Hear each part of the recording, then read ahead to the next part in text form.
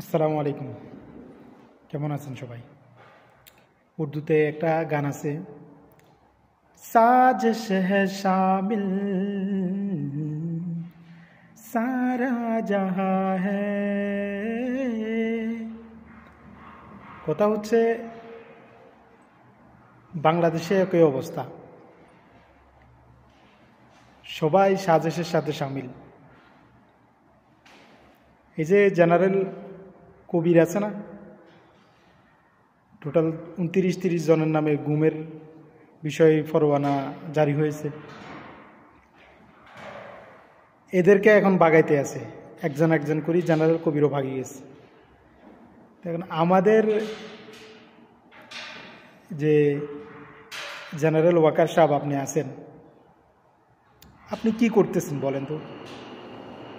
না, আপনার কাজ কারবার দেখি তো আমাদের এটা মনে করতেছে যে 30 জন ডাকাইত আর একজন সর্দার।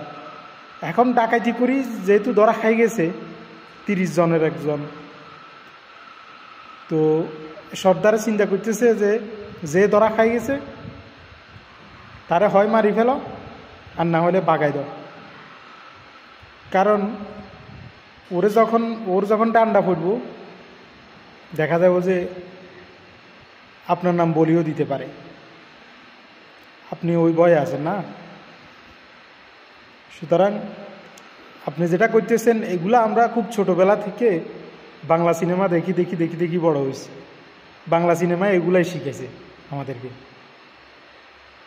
সো এ বিষয়ে আমাদের জেনারেশন অনেক সচেতন। মনে করিয়েন না যে আপনি এই 30 জনের পরোয়ানা যাদের নামে জারি হয়েছে গ্রেপ্তারি পরোয়ানা, তাদেরকে আপনি বাঁচাই দিলে আপনি নিজেও বাঁচিয়ে যাবেন। এই সুপ্রিম রেসপন্সিবিলিটি আপনার। আমরা প্রবাস থেকে বলতেছি,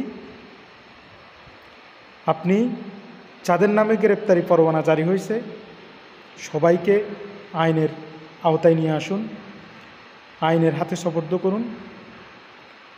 আমরা জনগণ সচেতন আছি।